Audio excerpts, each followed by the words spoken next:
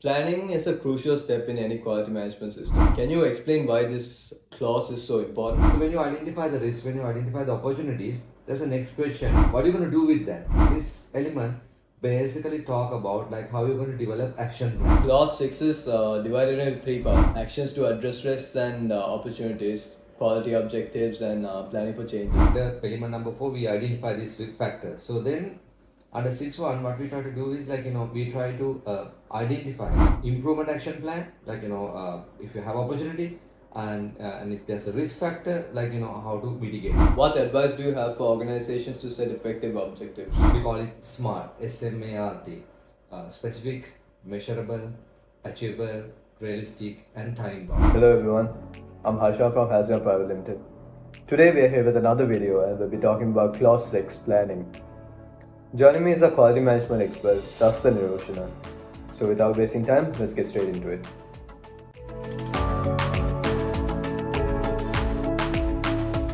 Hello Rasitha, hope you're doing good. So today we'll be talking about Clause 6 planning. So let's get straight into it. Thank you for having me here. I think we are going for another good productive discussion. Thank you. Let's start. Today we are discussing Clause 6, planning of ISO 9001 2015. So Mr. Rasitha, planning is a crucial step in any quality management system. Can you explain why this clause is so important? Yes, clause number 6 is very important because when the standard update with the latest version 2015 or 2018 version, the context analysis came up, and then standards started to talk about the risk factors, the risk and opportunity part. So then say element number 4.2, you talk about risk, even the process part. So when you identify the risk, when you identify the opportunities, there's the next question. What are you going to do with that? Say you identify list of risk, you identify list of opportunities, but then what are you going to do? So this element basically talk about how you're going to develop action plan. So it could be, if it is high risk, how to minimize or mitigate the risk factors, or if it is opportunity, how we're going to enhance that. So there will be action plan you develop, maybe you can derive up to a objective KPI level.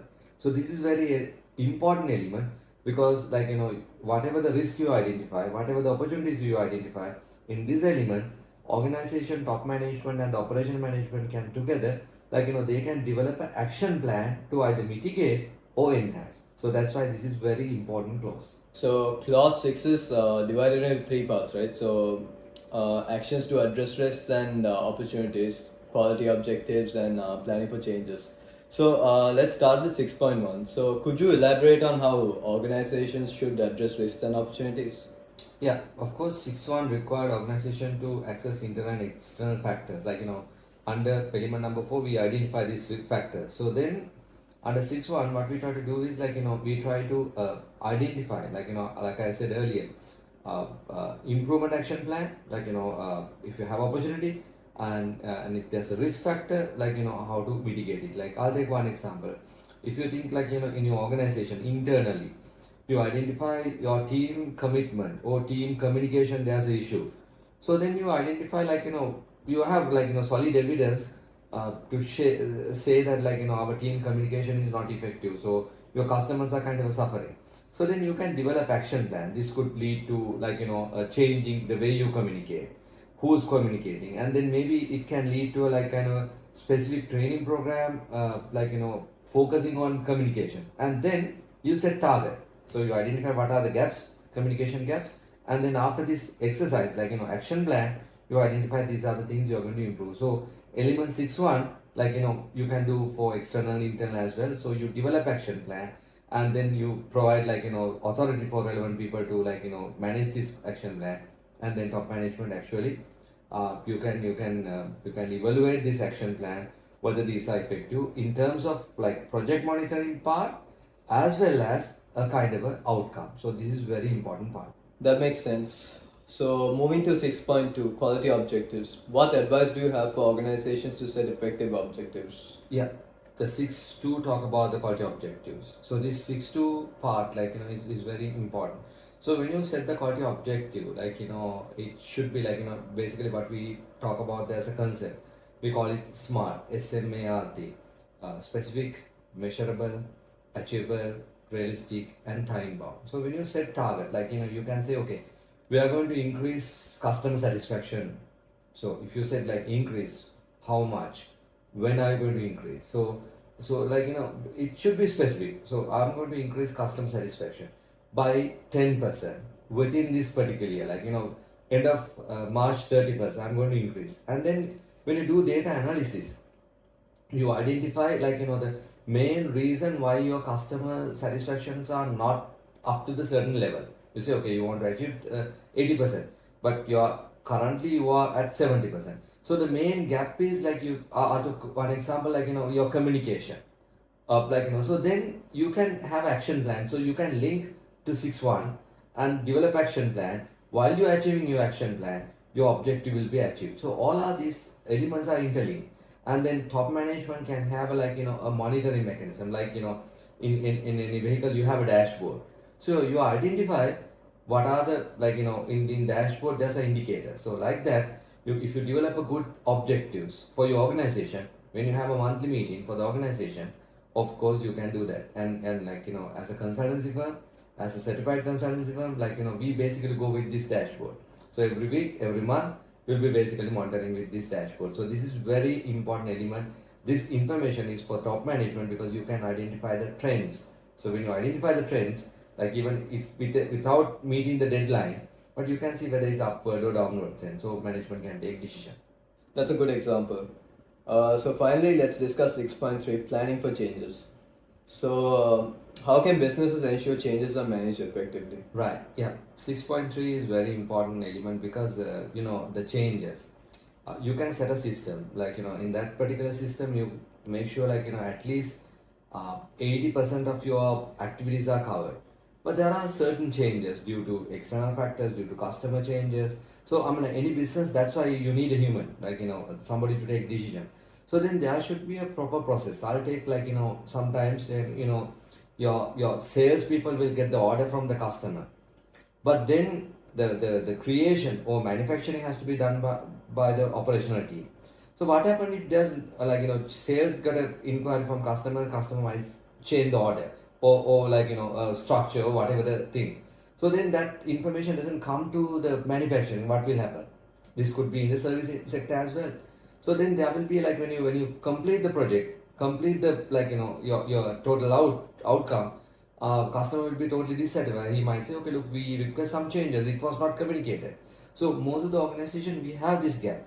So when you go for ISO 9000 2015, we need to have a separate process for change management. So there should be a proper communication channel. If there should be authorization, and then there should be a responsible person for changes. Like anybody cannot take the changes on decision, because sometimes sometimes you keep some gates. This is very important for quality, but it basically slow down, hindering the productivity output. So if they take that gate out without having go through a proper change management process, you ended up with sometimes a disaster. We know there are so many examples. So this change management process authorization is a mandatory part of ISO requirement. And then especially if you have advanced auditors, they try to pick this path, right? This is very crucial because it's a high risk area. They try to pick this path and do the audit. Can you share a real world example where clause 6 was applied effectively? Yeah, certainly. I come from a very strong manufacturing background. Not that particular organization, and last 20 years we work with a lot of organizations, including service and manufacturing. But I'll take one example in manufacturing. First time, full quantity is must when you do the deliveries. But when you analyze, when you set objective, this is any organization, your total output, first time full quantity out would be key objective in organization. But when you analyze this, you can see a lot of gaps there. Maybe your target is 95% or 98%, but your current achievement is maybe 70% or 80%.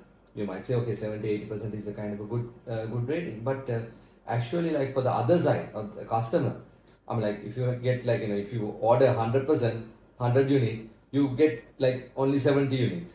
So you're you're starving. So they don't like it. So you have to make sure like you achieve 100%. So when it comes to element number 6, what you do is you set objective, analyze where you are, then you identify what are the problems, what are the gaps. Maybe you don't have like machine capacity, or maybe you have a lot of rejects due to some reason, or maybe your input raw material there's issue, so that's why there's a delay, or maybe you have a transportation issue. So you identify all these issues and then you develop action plan how to improve that. So while you are developing this action plan, like ultimately you try to achieve your 100% target. So this is one classic example in manufacturing sector. Maybe later on we'll discuss some example in service sector as well. That's an excellent example. So, Rasitha, planning truly is the backbone of a successful quality management system. So, before we wrap up, do you have any final advice for our viewers? Yeah, of course. I encourage business to go for ISO, but I want them to very much focusing on the top management people, to focusing on element number 4 and element number 6. Because if you do a proper strategic planning and then identify the action plan, on the element number 6, and then your job will be very easy, because in entire organization is actually driving towards one direction. Why? Because you target, your objectives are there, and then you identify your gaps, and then people operational team try to work on these gaps, right, like using action plan. So this is one area. And then when you develop document action plan with you, it's easy for you to monitor, whenever you have a meeting, like monthly, whatever the time frame you decided, then you have a kind of a certain document which you can use and then check the effectiveness. And then same time, monitoring your objectives, you can actually monitor where your organization heading is. And then of course change management, this is a crucial part. So you have a proper system, and then when you do the internal audit, you can ask your internal auditors to go through the change management process and give you feedback. So this is very important element for, I believe, it's for top management, like element 4, element 6. This is the two element for you all. Ashan, I think today we basically discuss about most important element for top management. So these two elements, like 4, 6, even though we are discussed 6, are key part for top management, their commitment. So if you can see these things were there, you can see top management commitments is there. So this is crucial requirement for top management if they clearly grasp this. Thank you, Ms. Rasitha, for sharing your expertise. I hope you had a great time. Thank you for having me here. I'm looking forward for next session as well.